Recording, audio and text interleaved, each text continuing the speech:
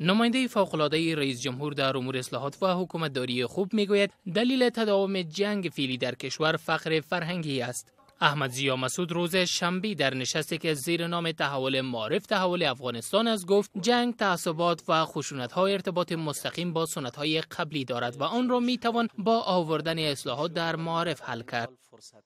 وزارت معارف ما سیستم تعلیم تربیت ما به یک ریفرم و اصلاحات بسیار عمیق ضرورت داره تا ما که ما آینده‌های ما درخشان بوده باشه و ما واقعا بتونیم شاهد تحولات تغییرات بزرگ در زندگی جمعی ما بوده باشیم.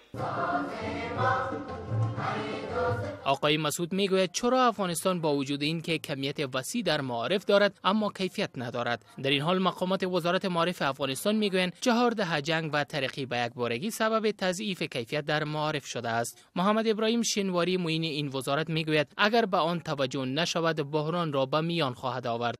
هغه فارغان چې موږ د 12 ټولګي څخه فارغېږي او سږ کال 3 لکه نفر فارغ شو دوی زیاتره یعنی ډېره لویه فیصدي نه په بازار کې ځان ته کار پیدا کولی شي او نه د دوی تګ لوړو زده کړو ته ممکن دی نه ضروري دی.